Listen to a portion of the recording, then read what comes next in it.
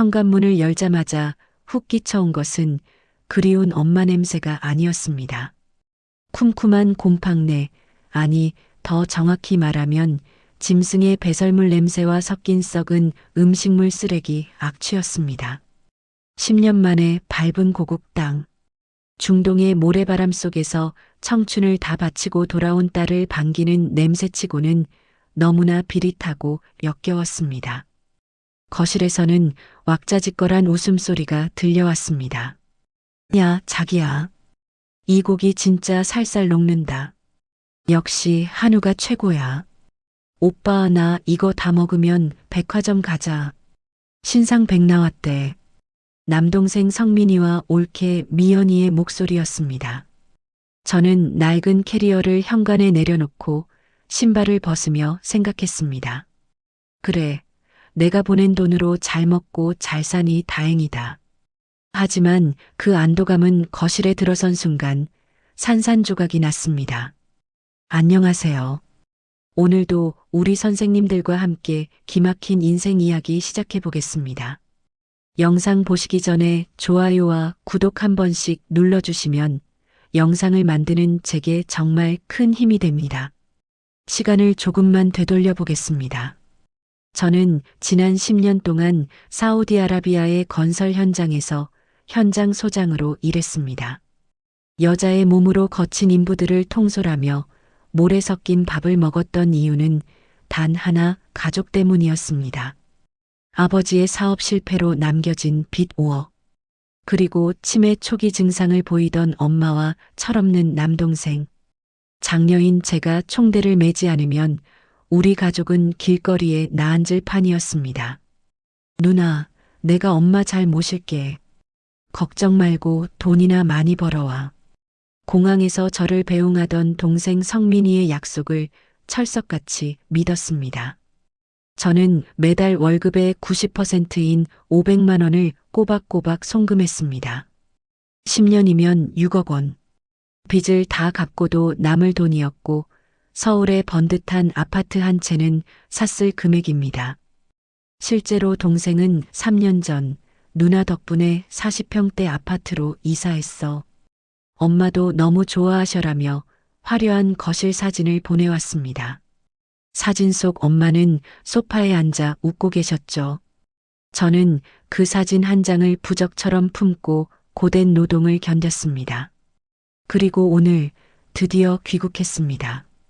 가족들을 깜짝 놀라게 해주고 싶어 일부러 연락도 없이 찾아왔습니다. 제 행색은 초라했습니다.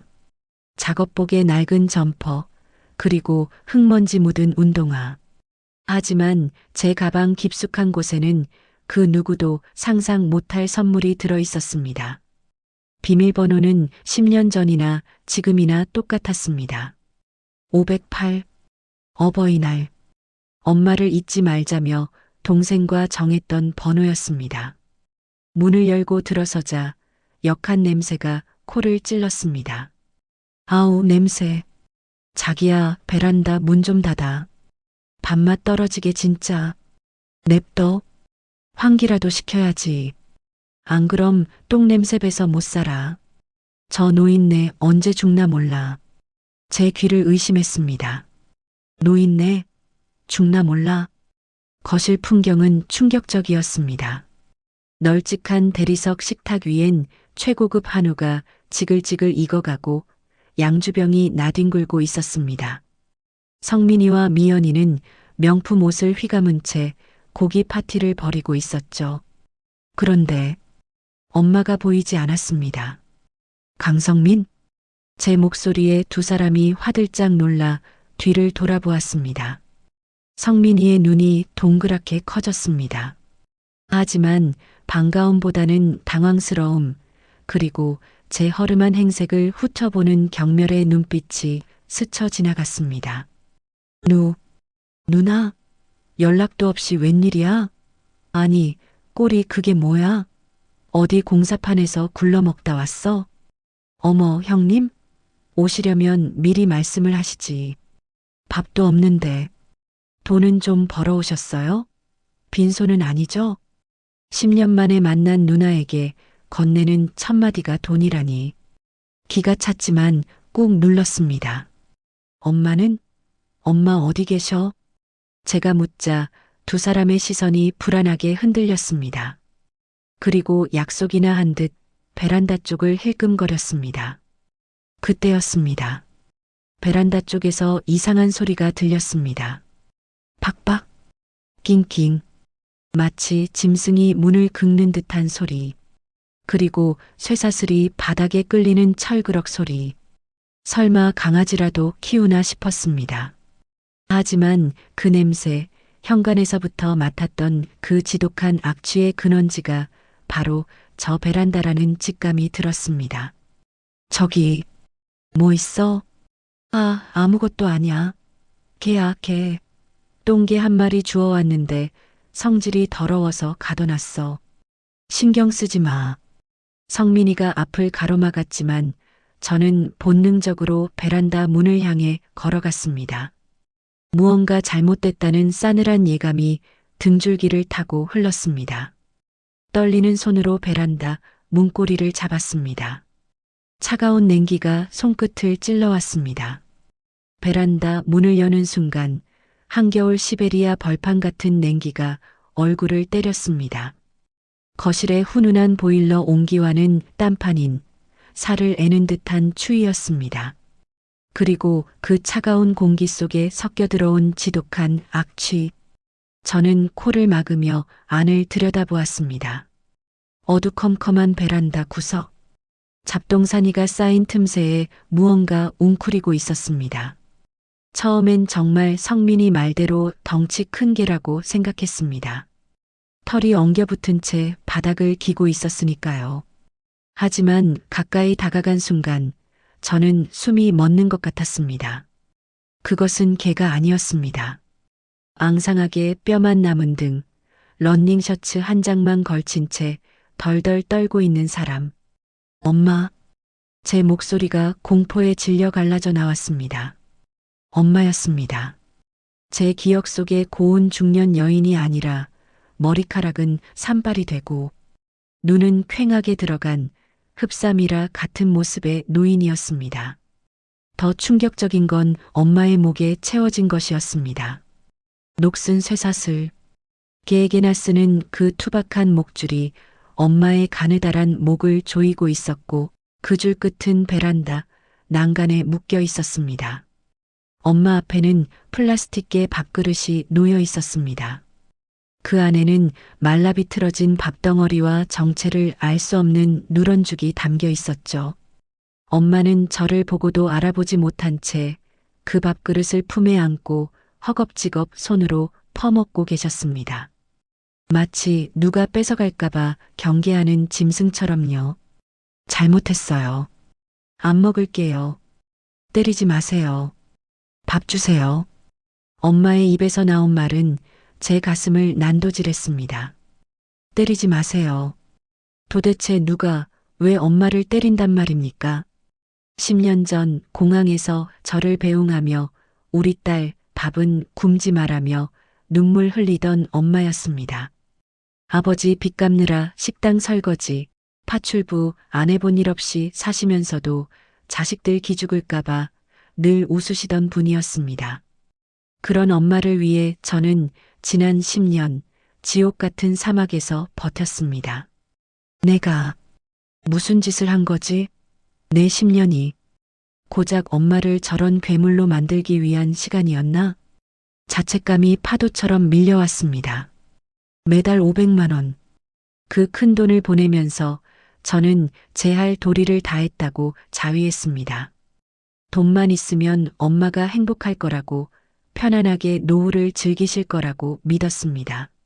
하지만 그 돈은 엄마를 위한 약이 아니라 동생 부부라는 괴물을 키우는 먹이였던 겁니다. 동생 성민이가 뒤따라 들어와 베란다 문을 쾅 닫았습니다. 아씨, 문 닫으라니까. 냄새 들어오잖아. 누나, 놀랐지? 엄마가 치매가 심해서 그래. 자꾸 벽에 똥칠하고 밖으로 나가려고 해서 어쩔 수 없었어. 묶어두는 게 안전해. 성민이는 아무렇지 않게 변명을 늘어놓았습니다. 치매니까, 안전을 위해서니까. 그 뻔뻔한 목소리에 저는 주먹을 꽉 쥐었습니다. 손톱이 살을 파고들어 피가 날 정도였습니다. 안전을 위해서라고?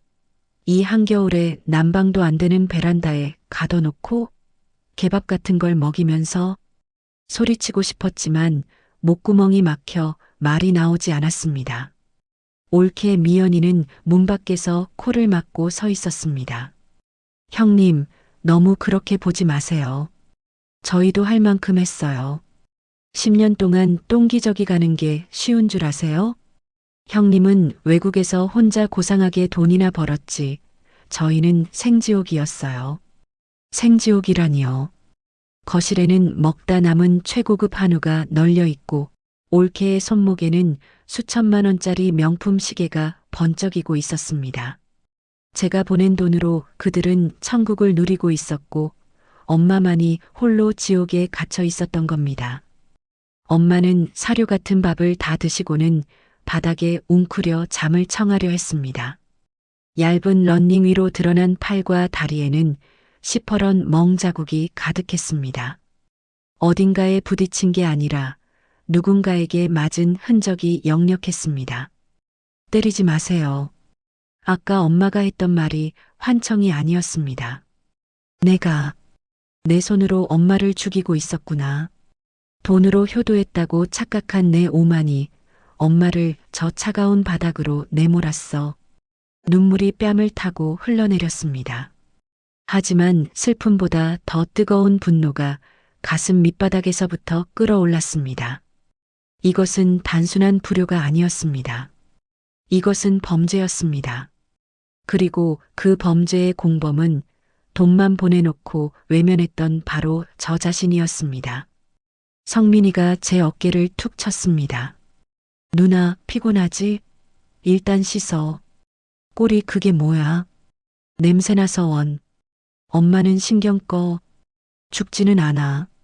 죽지는 않아. 그 무심한 한마디가 제 이성의 끈을 툭 끊어 놓았습니다. 동생은 제가 여전히 10년 전에 힘없고 가난한 누나라고 생각하는 모양입니다. 돈 다 떨어져서 빌붙으러 온 만만한 식구라고 여기는 거겠죠. 하지만 그들은 모릅니다. 제 낡은 가방 속에 무엇이 들어있는지, 그리고 제가 지난 10년 동안 중동에서 어떤 사람이 되었는지. 저는 눈물을 닦고 천천히 일어섰습니다. 엄마를 향해 마음속으로 맹세했습니다. 엄마, 조금만 기다려. 내가 이 지옥 끝내줄게. 그리고 저 악마들, 내가 똑같이 갚아줄게. 거실로 나가자 올케가 식탁을 치우며 혼잣말처럼 중얼거렸습니다. 아휴, 밥맛 다 떨어졌네. 자기야, 형님 왔으니까 내일은 변호사 불러야겠다. 엄마, 유 원장, 형님 있을 때 확실히 해두는 게 좋지 않겠어? 어차피 껍데기뿐인 집이지만. 유 원장, 껍데기뿐인지. 그들의 대화 속에서 탐욕의 냄새가 진동했습니다. 아직 살아있는 엄마를 두고 유산 상속을 논하는 저들에게 저는 제가 준비한 진짜 지옥을 보여주기로 결심했습니다. 제 눈빛이 서늘하게 변하는 것을 그들은 눈치채지 못하고 있었습니다. 엄마 죽지는 않아. 동생의 그 한마디가 도화선이 되었습니다. 제 이성의 끈은 끊어졌고 눈앞이 붉게 물들었습니다. 저는 성큼성큼 거실로 걸어나갔습니다. 식탁 위에는 그들이 먹다 남긴 최고급 한우가 식어가고 있었습니다. 엄마는 베란다에서 썩은 밥을 먹는데 이놈들은 고기 파티를 벌였다는 사실에 참을 수 없는 화가 치밀었습니다. 저는 식탁을 발로 걷어찼습니다. 우당탕? 접시와 술병이 바닥으로 쏟아졌습니다. 올케 미연이가 비명을 지르며 뒤로 물러났습니다. 야, 형님, 미쳤어요? 지금 뭐 하는 짓이에요? 누나, 돌았어? 남의 집에서 이게 무슨 행패야? 성민이가 제 앞을 막아서며 소리쳤습니다. 남의 집이라니요. 이 집은 제가 보낸 피 같은 돈으로 산 집이었습니다. 남의 집? 이 집이 누구 돈으로 산 건데 내가 매달 보낸 500만 원, 그 돈 다 어디 갔어? 엄마 병원도 안 데려가고 개밥 같은 걸 먹이면서 너희는 이 비싼 고기가 목구멍으로 넘어가더냐? 아, 진짜 말 안 통하네. 500만 원? 요즘 물가에 그게 큰 돈인 줄 알아? 엄마 기저귀 값에, 약값에, 관리비 내고 나면 남는 거 하나도 없어. 그리고 이 집 대출금 갚느라 내가 얼마나 고생했는데 누나가 뭘 안다고 떠들어. 적반하장이었습니다. 10년 동안 6억을 보냈는데 남는 게 없다니요. 게다가 대출금이라니요. 저는 분명 집을 살 때 대출 없이 일시불로 처리하라고 목돈을 보냈었습니다. 거짓말하지 마. 내가 집 살 때 5억 한꺼번에 보냈잖아. 근데 무슨 대출금이야? 너 그 돈으로 뭐 했어? 도박했니? 아니면 주식 날렸어? 어머, 형님. 기억력도 안 좋으시네. 그때 형님이 보낸 돈으로 빚 갚고 나니까 남는 게 없었어요. 그래서 우리 명의로 대출받아서 겨우 이 집 마련한 거예요. 형님이 보태준 건 쥐꼬리만큼도 안 돼요. 아시겠어요? 거짓말이었습니다. 아버지 빚은 3년 차에 다 갚았다고 보고받았습니다. 그 후로 보낸 돈은 오롯이 엄마와 집을 위한 것이었습니다. 저들은 제 돈을 꿀꺽하고 빚쟁이 코스프레를 하며 저를 속여왔던 겁니다. 너희들 사람 새끼 아니야. 내가 오늘 너희 끝장낸다. 콩밥 먹을 준비해. 저는 주머니에서 핸드폰을 꺼냈습니다. 경찰에 신고하려는 순간 성민이가 제 팔을 낚아챘습니다. 신고? 해봐 어디. 누나가 신고하면 우리도 가만 안 있어. 엄마 방임죄로 누나도 엮어 넣을 거야. 10년 동안 코빼기도 안 비추고 돈만 띡 보낸 주제에 누나는 죄 없는 줄 알아? 동생은 제 핸드폰을 빼서 바닥에 내동댕이 쳤습니다. 와장창 액정이 산산조각 났습니다. 유일한 통신 수단이 사라졌습니다. 여보, 나도. 형님, 지금 빈털털이라 악에 받쳐서 그러는 거야. 딱 봐도 공사판에서 일하다 쫓겨온 몰골이잖아. 돈 떨어지니까 기어들어와서 우리한테 화풀이 하는 거지. 올케는 제 허름한 작업복과 낡은 운동화를 위아래로 훑어보며 비웃었습니다. 그들의 눈에 저는 돈줄 끊긴 무능력한 누나일 뿐이었습니다. 빈털터리. 그래, 너희 눈엔 내가 그렇게 보이니? 그럼 아니야? 10년 동안 그 고생했으면 명품 가방 하나라도 들고 와야지. 그 꼴이 뭐야? 쪽팔리게. 누나, 여기 우리 집이야. 내 명의로 된 내 집이라고. 더 행패 부릴 거면 당장 나가. 안 그러면 경비 불러서 쫓아낼 거야. 내 명의로 된 내 집. 동생은 확신에 차 있었습니다. 제가 보낸 돈으로 샀지만 명의는 엄마 앞으로 하라고 신신당부했었는데 설마 엄마 명의가 아니라 자기들 명의로 돌려놓은 걸까요? 불안감이 스쳤습니다. 그때 올케가 덧붙인 말이 묘한 여운을 남겼습니다. 형님, 너무 억울해하지 마세요. 나중에 어머님 돌아가시면 상속포기 각서나 써주세요. 어차피 빚밖에 없는 집이지만 형님 몫은 없으니까. 나중에 땅을 치고 후회해도 소용없어요. 나중에 땅을 치고 후회해도 소용없다. 그 말 속에 담긴 의미심장한 조소. 그들은 무언가 믿는 구석이 있는 게 분명했습니다. 아마도 엄마의 유언장이거나 아니면 이미 재산을 빼돌릴 완벽한 준비를 마친 것이겠죠. 저는 바닥에 떨어진 깨진 핸드폰을 주었습니다. 손끝이 베어 피가 났지만 아프지 않았습니다. 지금 당장 저들을 힘으로 제압할 수는 없었습니다. 하지만 이대로 물러설 수도 없었습니다. 베란다에 갇힌 엄마가 저를 보고 있었으니까요. 그래, 너희가 이겼다 치자. 근데 명심해. 내가 오늘 나가는 건 도망가는 게 아니야. 더 큰 걸 가지고 돌아오기 위해서야. 아? 더 큰 거? 빚보증 서달라는 서류만 안 들고 오면 다행이겠네. 빨리 꺼져. 냄새나니까. 동생은 현관문을 활짝 열고 저를 밀쳤습니다. 저는 비틀거리며 복도로 쫓겨났습니다. 쾅! 문이 닫히고 도어록이 잠기는 소리가 들렸습니다. 띠리릭. 차가운 복도에 홀로 남겨졌습니다. 제 손엔 부서진 핸드폰과 낡은 캐리어뿐. 하지만 제 가방 깊숙한 곳엔 아직 꺼내지 않은 진짜 무기가 잠들어 있었습니다. 그들이 말한 빚밖에 없는 집. 그 착각이 얼마나 무서운 결과를 가져올지 그들은 꿈에도 모르고 있었습니다. 저는 복도 계단에 주저앉아 가방을 열었습니다. 누런 서류 봉투 하나. 그 안에 든 것은 단순한 종이 뭉치가 아니었습니다. 그것은 이 썩어 빠진 가족관계를 단칼에 베어버릴 사형 선고문이었습니다. 현관문이 닫히고 복도에 남겨지자 사방이 쥐 죽은 듯 고요해졌습니다. 방금 전까지 들리던 고함과 비명은 사라지고 웅웅거리는 엘리베이터 소리만이 제 고막을 때렸습니다. 꺼져. 냄새나니까. 동생 성민이의 마지막 말이 귓가에 끈적하게 달라붙어 떨어지지 않았습니다. 저는 떨리는 손으로 가방 속 서류 봉투를 확인했습니다. 이 안에 든 것이 제 유일한 무기였지만 지금 당장 이것을 쓴다고 해서 베란다에 갇힌 엄마를 구할 수 있을까요?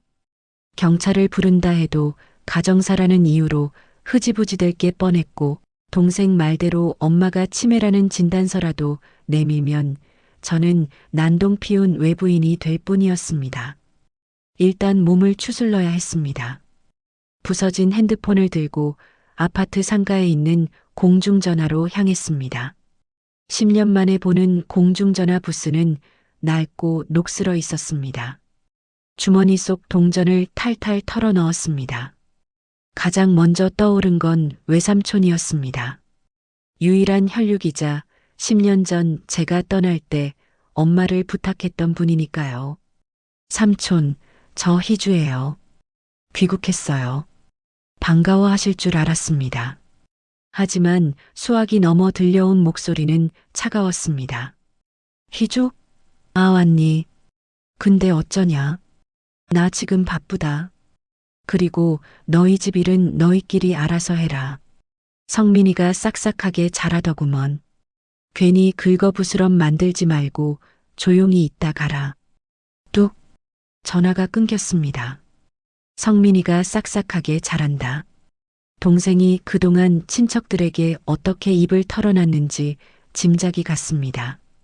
저는 이미 돈만 보내고 나 몰라라 한 비정한 딸이 되어 있었고 동생은 치매 노모 모시는 효자로 포장되어 있었던 겁니다. 고립감이 밀려왔습니다. 한국 땅에 발붙일 곳이 단 한 군데도 없다는 사실이 뼈저리게 다가왔습니다. 갈 곳이 없어 다시 아파트 단지 내 놀이터 벤치에 앉았습니다. 해가 지고 어둠이 깔리기 시작했습니다.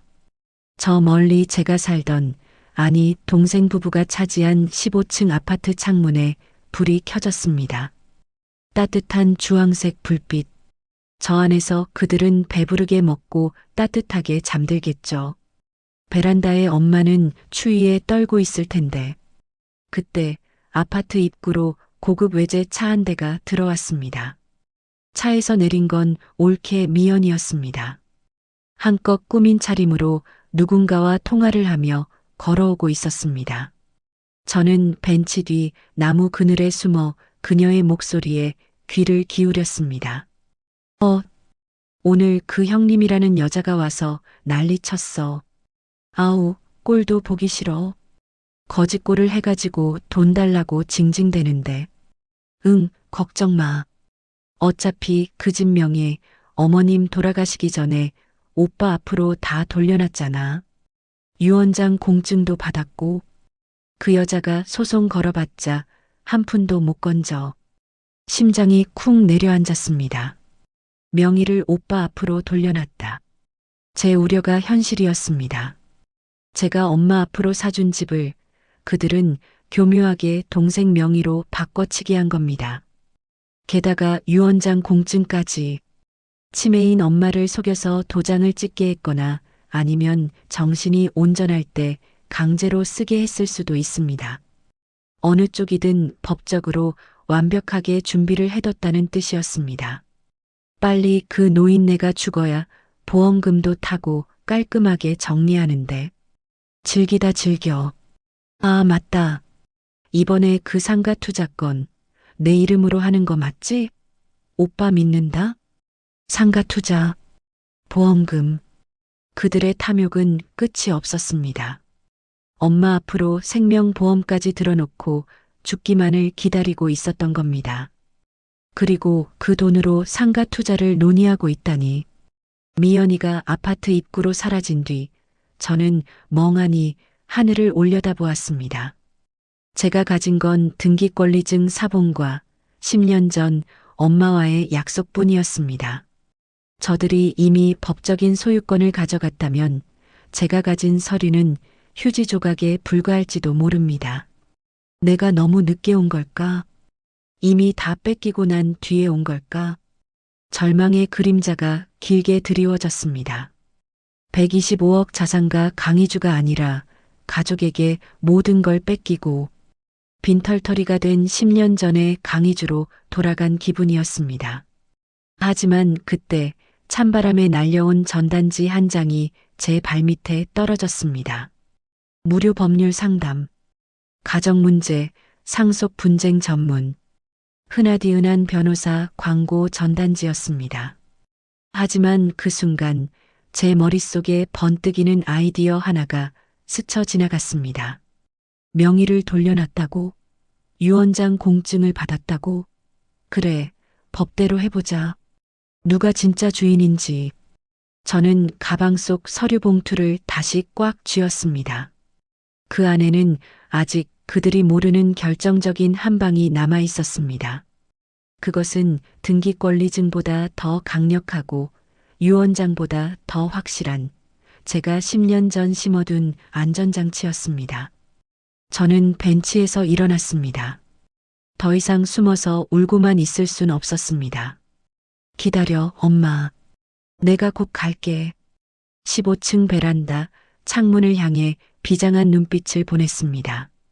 어둠 속에서 제 눈빛만이 형형하게 빛나고 있었습니다. 다음 날 저녁, 저는 다시 그 집 앞에 섰습니다.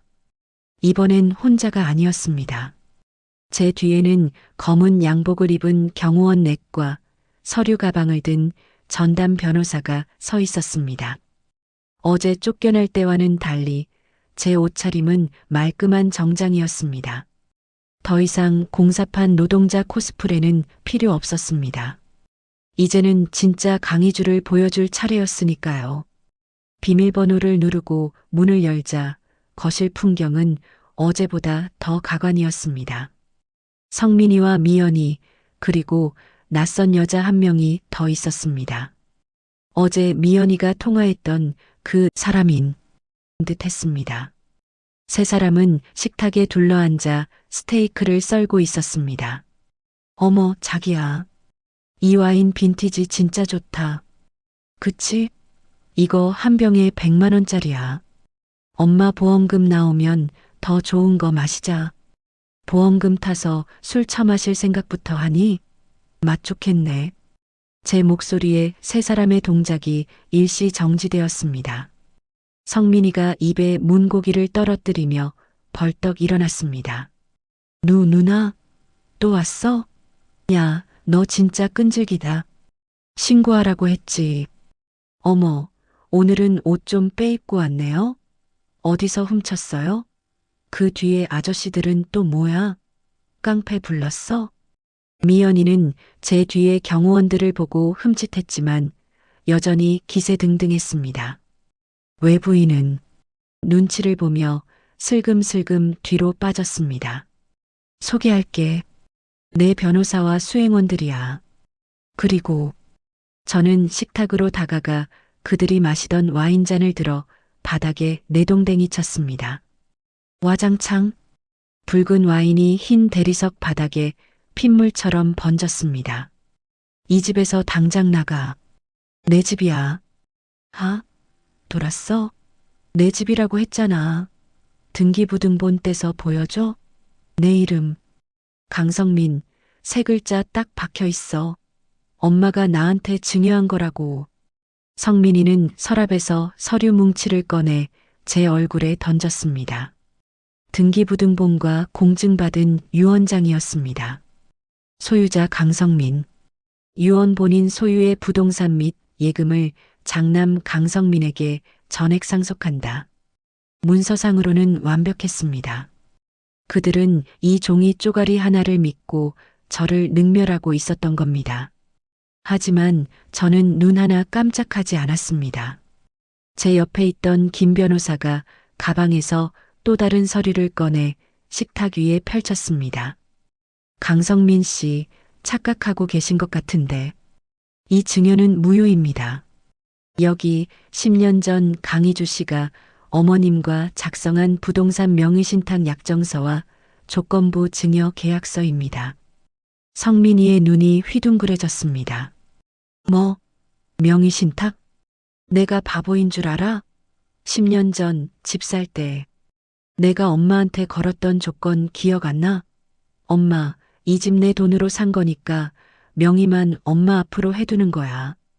나중에 성민이가 딴맘 먹으면 바로 회수할 수 있게.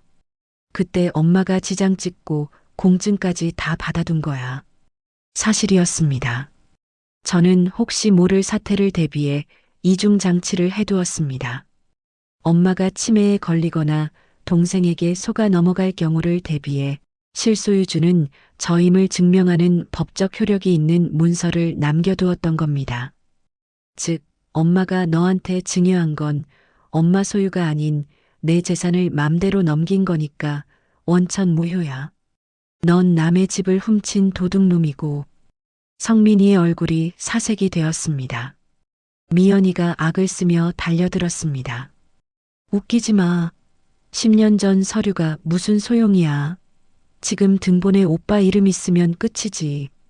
이 여자 끌어내. 사기꾼이야. 그녀가 제 머리채를 잡으려 하자 경호원들이 단숨에 그녀를 제압했습니다. 이거 나. 미연이는 바닥에 내팽개쳐졌습니다. 그때였습니다. 소란스러운 소리에 베란다 문이 덜컹거렸습니다. 밥 주세요. 엄마의 쉰 목소리가 들려왔습니다. 저는 경호원들에게 눈짓했고 그들이 베란다 문을 뜯어냈습니다. 거실의 화려한 조명 아래 드러난 엄마의 몰골은 처참했습니다. 오물범벅이 된 옷, 멍투성이 팔다리. 외부인이 비명을 질렀습니다. 야, 저게 뭐야? 괴물이야. 괴물? 내 눈엔 저게 괴물로 보이니? 저는 외부인의 멱살을 잡고 베란다 쪽으로 끌고 갔습니다. 똑바로 봐. 너희가 고기 처먹고 있을 때 내 엄마가 어떻게 살고 있었는지 똑바로 보라고. 성민이는 바닥에 주저앉아 덜덜 떨고 있었습니다. 법적 효력이고 뭐고 이제 끝장났다는 걸 직감한 모양입니다. 하지만 엄마는 저를 알아보지 못했습니다. 화려한 옷을 입은 저를 보고 오히려 더 겁을 먹고 구석으로 숨으려 했습니다. 잘못했어요, 사모님. 때리지 마세요. 밥 안 훔쳐 먹을게요. 사모님. 엄마는 딸인 저를 자신을 학대하던 며느리나 다른 누군가로 착각하고 사모님이라 부르며 빌고 있었습니다. 그 한마디가 100억 자산가 강희주라는 제 껍데기를 산산이 부수어 놓았습니다. 돈으로 다 해결할 수 있다고 믿었던 제 오만이 결국 엄마를 사모님에게 비는 하녀로 만들어버린 것입니다. 저는 엄마 앞에 무릎을 꿇었습니다. 제 명품 정장 바지가 오물 묻은 바닥에 닿았지만 상관없었습니다. 엄마, 나야. 희주야. 늦어서 미안해. 정말 미안해. 엄마를 끌어안고 오열했습니다. 엄마의 앙상한 등뼈가 제 가슴을 찔렀습니다. 거실에는 성민이와 미연이의 비명소리, 경호원들의 고함소리가 뒤섞여 아수라장이 되었지만 제 귀에는 오직 엄마의 거친 숨소리만 들렸습니다. 무서워, 무서워. 절망 속에서 저는 엄마의 손을 꽉 잡았습니다. 차갑게 식은 그 손 안에 꼬깃꼬깃한 무언가가 쥐어져 있었습니다. 몰래 숨겨둔 빵 조각이었습니다. 개밥을 먹으면서도 혹시나 배고플 딸을 위해 숨겨두었던 걸까요? 아니면 본능적인 생존 본능이었을까요? 그 빵 조각이 제게 말해주고 있었습니다. 아직 늦지 않았어. 엄마는 아직 여기 있어. 저는 눈물을 닦고 일어섰습니다. 그리고 지옥 같은 거실을 향해 서늘하게 선언했습니다. 다 끌어내. 한 놈도 남기지 말고. 그리고 이 집 불태워버려. 지옥 같았던 아파트에서 동생 부부를 끌어내고 엄마를 모시고 나온 곳은 서울에서 제일 좋다는 대학병원의 VIP 병동이었습니다. 담당 교수는 혀를 찼습니다. 영양실조의 탈수, 골절. 도대체 어르신을 어떻게 모신 겁니까?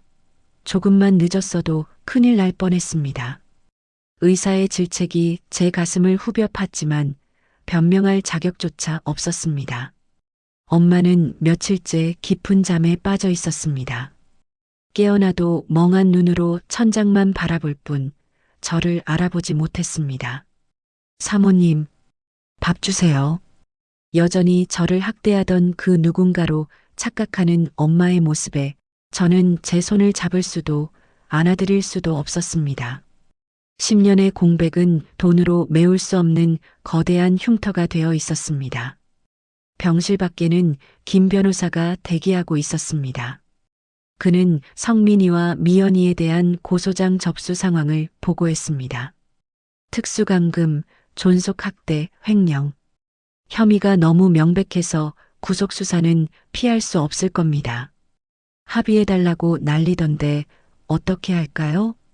합의는 없어요. 법정 최고형 받게 해주세요. 그리고 그 아파트 경매 넘기기 전에 안에 있는 가구랑 집기 싹 다 폐기 처분하세요. 엄마 냄새 배기 전에. 제 목소리엔 온기가 없었습니다.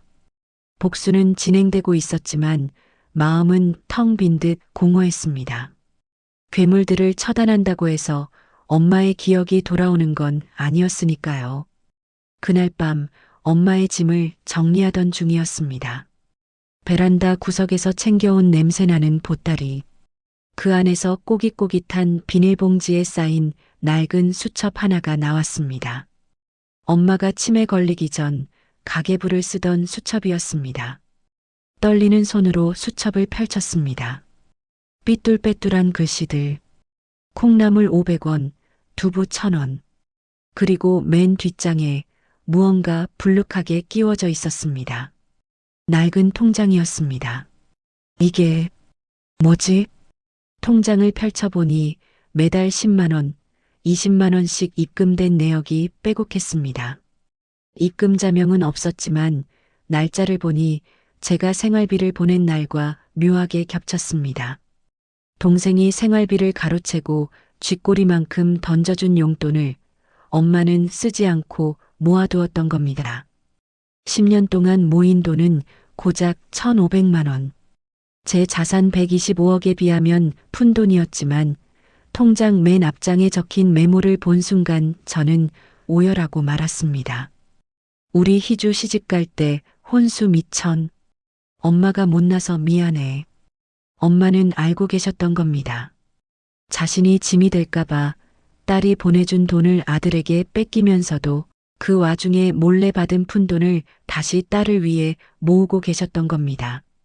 게사료를 먹으면서도 매 맞으면서도 엄마는 이 통장 하나만큼은 베란다 구석에 숨겨 지켜냈던 것입니다. 엄마, 바보야. 내가 돈이 얼마나 많은데. 이깟 돈이 뭐라고 목숨 걸고 지켰어. 눈물이 통장 위로 뚝뚝 떨어졌습니다. 그때 침대에서 바스락거리는 소리가 들렸습니다. 엄마가 눈을 뜨고 저를 보고 계셨습니다. 초점이 없던 눈동자가 제 손에 들린 통장을 보더니 미세하게 흔들렸습니다. 네, 내 돈. 엄마는 링거 꽂힌 손을 뻗어 통장을 잡으려 하셨습니다. 저는 얼른 다가가 통장을 쥐어드렸습니다. 여기 있어, 엄마. 아무도 안 가져갔어. 엄마는 통장을 가슴에 품고 안도의 한숨을 내쉬었습니다. 그러더니 저를 빤히 쳐다보셨습니다. 아가씨, 고마워요. 이거 우리 딸 줄 거야. 우리 희주. 아가씨, 여전히 저를 알아보지 못했습니다. 하지만 엄마의 입에서 나온 희주라는 이름, 그 이름이 저를 불렀습니다. 엄마의 기억 속에 저는 여전히 사랑하는 딸로 살아 있었습니다. 저는 엄마의 손을 잡고 제 볼에 갖다 댔습니다. 엄마, 나야. 내가 희주야. 엄마가 기다리던 희주 왔어. 엄마는 멍하니 제 얼굴을 만지작거렸습니다. 거칠어진 피부, 눈가의 주름. 10년 세월이 만든 낯선 얼굴을 엄마는 손끝으로 더듬었습니다. 그러다 문득 제 오른쪽 눈썹 위에 작은 흉터에 손가락이 멈췄습니다. 어릴 때 넘어져 생긴 흉터. 희주. 엄마의 눈에 눈물이 고였습니다. 10년의 안개가 걷히는 순간이었습니다. 그래, 내 새끼, 내 강아지. 엄마는 저를 와락 끌어안았습니다. 앙상한 팔이었지만 그 힘은 누구보다 강했습니다. 엄마, 엄마 잘못했어. 내가 너무 늦게 왔어. 병실이 떠나가라 울었습니다. 100억 자산가 강 회장도 냉철한 현장 소장도 아닌 그저 엄마 품이 그리웠던 10년 전의 딸로 돌아가 엉엉 울었습니다. 엄마의 품에서 나는 냄새는 더 이상 악취가 아니었습니다. 그리움의 냄새, 사랑의 냄새였습니다. 한참을 울고 난 뒤 창밖을 보니 비가 그쳐 있었습니다. 어둠이 걷히고 여명이 밝아오고 있었습니다. 엄마는 잠이 드셨지만 제 손을 꼭 잡고 놓지 않으셨습니다. 다시 해볼까? 문득 그런 생각이 들었습니다.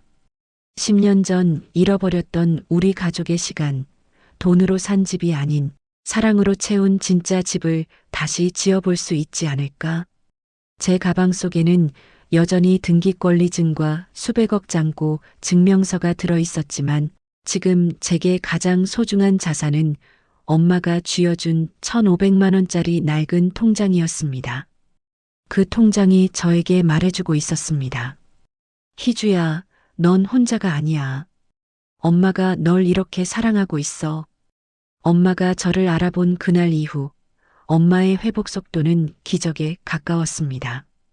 의료진도 놀랄 정도였습니다. 가성치매 진단은 적중했습니다.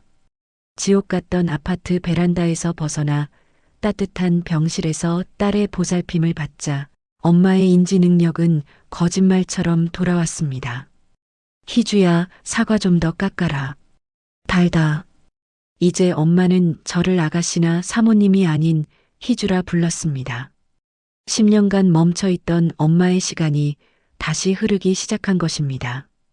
저는 병실 한쪽을 사무실처럼 꾸며놓고 업무를 받습니다. 김 변호사가 수시로 드나들며 동생 부부의 소송 진행 상황을 보고했습니다.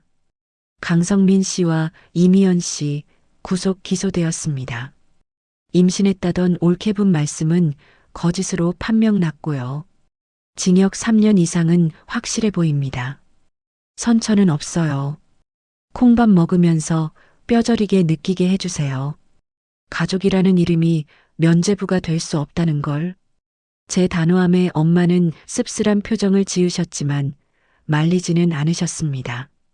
엄마도 알고 계셨던 겁니다. 당신이 겪은 고통이 단순한 불효가 아닌 범죄였다는 것을요. 어느 날 오후 병실로 낯선 손님이 찾아왔습니다. 동생 부부의 짐을 정리하던 경호업체 팀장이었습니다. 그는 난처한 표정으로 작은 상자 하나를 내밀었습니다. 대표님, 집기들 폐기하던 중에 안방 금고에서 이게 나왔습니다. 확인해 보셔야 할 것 같아서요. 금고라니. 동생놈이 돈을 숨겨뒀나 싶어 상자를 열었습니다. 하지만 그 안에는 현금 다발 대신 낡은 카세트 테이프 하나와 편지 뭉치가 들어 있었습니다. 엄마에게라고 적힌 제 글씨체였습니다. 10년 전 제가 중동으로 떠나며 써두었던 편지들이었습니다. 이게 왜 여기? 저는 분명 이 편지들을 우편으로 붙이지 않고 출국 전 성민이에게 맡겼었습니다. 엄마 글씨 잘 못 읽으시니까 내가 대신 읽어드려라고 부탁하면서요. 그런데 성민이는 이 편지들을 엄마에게 전해주기는커녕 금고 속에 처박아두고 있었던 겁니다. 엄마는 제가 10년 동안 연락 한 번 안 한 무심한 딸인 줄 알고 사셨던 거겠죠. 떨리는 손으로 카세트 테이프를 재생했습니다. 지지직. 엄마, 나 희주야. 밥 잘 먹고 있지? 나 여기서 돈 많이 벌어서 갈게. 조금만 기다려. 10년 전 제 목소리가 흘러나오자 엄마의 눈이 휘둥그레졌습니다. 희주야, 너 편지 썼었니? 전화도 했었어? 그럼 매달 편지 쓰고 녹음해서 성민이한테 보냈잖아. 성민이가 엄마한테 안 보여줬어? 엄마는 고개를 저으셨습니다. 성민이가 누나는 외국 가서 잘 먹고 잘 사느라 우리 잊어버렸다고. 전화번호도 바꿨다고. 기가 찼습니다. 동생놈은 제 돈만 가로챈 게 아니라 제 마음까지 차단해버렸던 겁니다. 엄마가 저를 원망하지 않고 아가씨라 부르며 통장을 주려 했던 건 저를 잊은 딸임에도 불구하고 그리워했기 때문이었습니다. 강성민, 넌 진짜 악마였구나. 분노가 치밀었지만 한편으론 다행이었습니다. 엄마가 저를 잊은 게 아니라 속았던 것뿐이라는 사실이 위로가 되었습니다. 저는 그날 밤 엄마에게 10년치 편지를 밤새도록 읽어드렸습니다. 사막의 모래바람 이야기, 현장 식당 밤맛 이야기, 그리고 매일 밤 엄마가 보고 싶어 울었던 이야기까지. 엄마는 제 무릎을 베고 누워 아이처럼 귀를 기울이셨습니다. 그랬구나. 내 새끼, 혼자서 얼마나 외로웠을까. 다음 날 저는 엄마를 모시고 외출을 감행했습니다. 우리가 향한 곳은 그 지옥 같았던 아파트가 아니었습니다. 서울 외곽의 한적한 전원주택 단지였습니다. 제가 귀국 전부터 봐두었던 넓은 마당과 텃밭이 있는 2층 집. 엄마 어때? 여기 맘에 들어? 어머나, 집이 참 예쁘다. 누구네 집이니? 우리 집이야. 엄마랑 나랑 둘이서 살지. 엄마는 믿기지 않는다는 표정이셨습니다. 이 비싼 집을 내가 무슨 돈이 있어서? 저는 빙그레 웃으며 엄마 손을 잡고 마당으로 나갔습니다. 10년 전 엄마가 갇혀있던 차가운 베란다 대신 따사로운 햇살이 쏟아지는 흙마당이었습니다. 엄마, 나 돈 많아. 엄마가 생각하는 것보다 훨씬. 그러니까 돈 걱정 말고 여기서 상추도 심고 고추도 심고 편하게 살아. 이제 개밥 같은 거 말고 내가 지어주는 따뜻한 밥 먹으면서. 엄마는 텃밭의 흙을 만지작거리셨습니다. 흙 냄새 좋다. 그래, 여기서 살자. 너랑 나랑. 엄마의 얼굴에 10년 만에 진짜 웃음꽃이 피었습니다. 그때 김 변호사에게서 전화가 왔습니다. 대표님, 강성민 씨가 면회를 요청했습니다. 꼭 드릴 말씀이 있다는데요. 뭔가 숨겨둔 게 있는 눈치입니다. 숨겨둔 거? 더 이상 뺏길 것도 없는 놈이 무슨 수작일까요? 하지만 문득 성민이가 했던 말이 떠올랐습니다. 엄마 방임제로 누나도 엮어 넣을 거야. 그리고 옳게 미연이가 했던 말. 나중에 땅을 치고 후회해도 소용없어요. 단순한 협박인 줄 알았는데 그들이 믿는 구석이 껍데기뿐인 등기권리증 외에 또 있는 걸까요? 혹시나 하는 불안감이 스쳤지만 저는 엄마의 행복한 뒷모습을 보며 마음을 다잡았습니다. 무슨 수가 있더라도 이 평화를 깨뜨리게 두진 않으리라. 변호사님, 면회 갈게요. 무슨 헛소리를 하는지 드러나 보죠. 전화를 끊고 엄마를 바라보았습니다. 엄마는 텃밭에 쭈그리고 앉아 무언가를 심는 신용을 하고 계셨습니다. 그 평화로운 등 뒤로 서늘한 바람이 한 줄기 스쳐 지나갔습니다. 이 행복을 지키기 위해선 마지막 남은 고름까지 완벽하게 짜내야 했습니다. 그것이 비록 제 살을 도려내는 아픔일지라도 말입니다. 다음 날 저는 서울구치소 접견실에 앉아 있었습니다. 유리병 너머로 수의를 입은 남동생 성민이가 걸어 들어왔습니다. 불과 일주일 전만 해도 명품을 휘감고 고기를 씹던 놈이 며칠 새 10년은 늙어 보였습니다. 덥수룩한 수염, 퀭한 눈, 꼴이 말이 아니었습니다. 성민이는 저를 보자마자 비굴하게 웃었습니다. 누나, 왔어? 그 역겨운 미소에 저는 무표정으로 응대했습니다. 할 말 있다며. 짧게 해. 나 바빠. 누나, 나 좀 꺼내줘. 미연이도 지금 뱃속에 애도 없는데 구치소 밥 못 먹겠다고 난리야. 합의만 해주면 되잖아. 응? 우리 남매잖아. 남매. 엄마 개밥 먹일 때 남매 생각 안 났니? 헛소리 할 거면 간다. 제가 일어나려 하자 성민이가 다급하게 유리창을 두드렸습니다. 잠깐, 누나, 진짜 후회할 텐데? 나 감옥 가면 누나도 끝장이야. 엄마 앞으로 들어둔 생명보험, 그거 수익자가 누군지 알아? 성민이는 회심의 미소를 지었습니다. 나야 나. 강성민. 엄마 죽으면 10억 나한테 떨어져.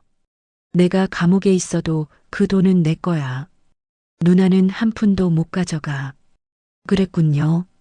올케가 말했던 믿는 구석이 바로 이거였군요. 엄마의 목숨값으로 팔자를 고치려 했던 겁니다. 하지만 저는 그 말을 듣고 오히려 피식 웃음이 나왔습니다.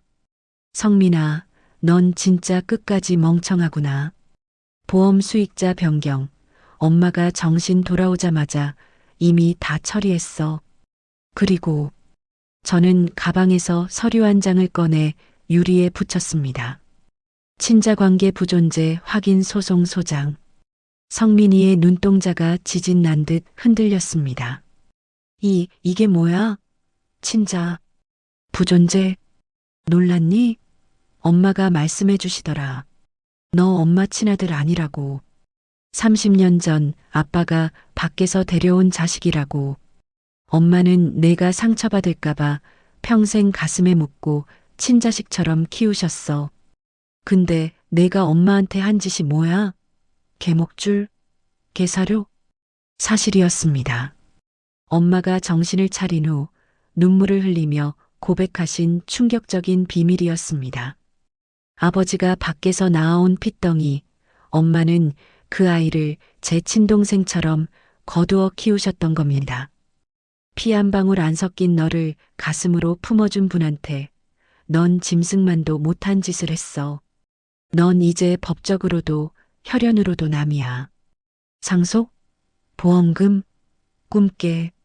성민이는 넋이 나간 표정으로 주저앉았습니다. 거짓말. 거짓말이야.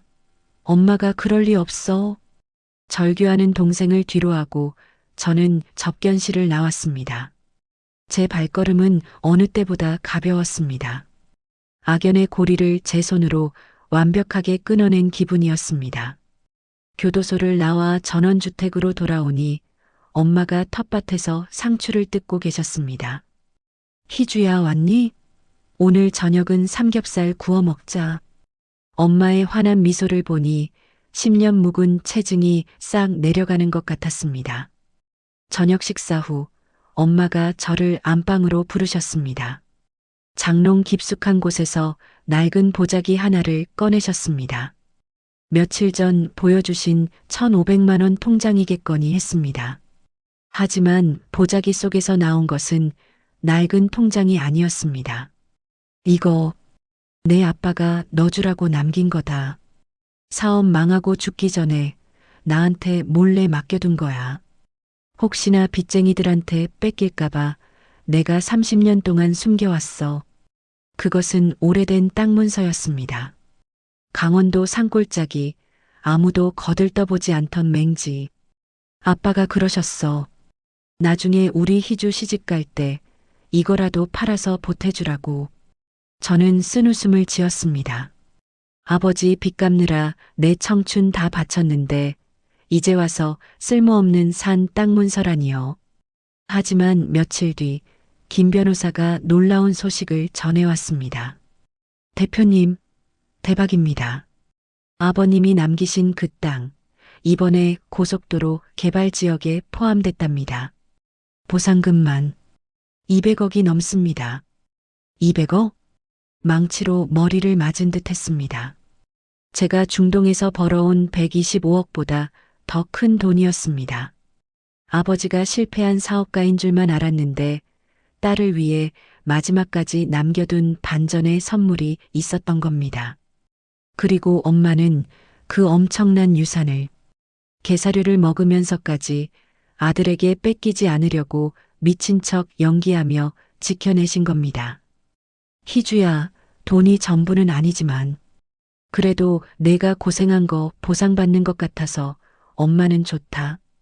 이제 우리 딸 돈 걱정 말고 하고 싶은 거 다 하고 살아. 엄마는 200억이라는 돈 앞에서도 덤덤하셨습니다. 엄마에게 중요한 건 돈이 아니라 돌아온 딸 희주였으니까요. 저는 엄마 품에 안겨 한참을 울었습니다. 제가 준비한 반전은 125억 자산가였지만 부모님이 준비해 주신 진짜 반전은 피 한 방울. 안 섞인 자식을 거둔 사랑과 끝까지 딸을 지키려 했던 희생, 그리고 200억 유산이었습니다. 이제 저는 압니다. 10년 전 제가 던졌던 질문, 돈만 보내면 효도하는 걸까? 에 대한 답을요. 돈은 수단일 뿐, 진짜 효도는 부모님의 곁을 지키며 따뜻한 밥 한 끼 함께 먹는 것이었습니다. 그리고 부모님의 사랑은 자식이 계산할 수 없을 만큼 깊고 위대하다는 것을요. 창밖으로 붉은 노을이 지고 있습니다. 엄마와 저는 평상에 앉아 옥수수를 나눠 먹습니다. 달다, 그치? 엄마의 주름진 손을 꼭 잡습니다. 이 손이 저를 지켰고 제가 지켜야 할 세상의 전부입니다. 악마들은 감옥으로 갔고 천사는 제 곁에 남았습니다. 이것이야말로 진정한 해피엔딩 아닐까요? 끝까지 시청해주신 우리 선생님들의 하루가 늘 행복하시길 기원합니다. 좋아요와 구독으로 응원해주시면 영상 제작에 큰 힘이 됩니다. 감사합니다. 가족의 소중함과 권선징악의 진리를 믿으신다면 구독과 좋아요 부탁드립니다.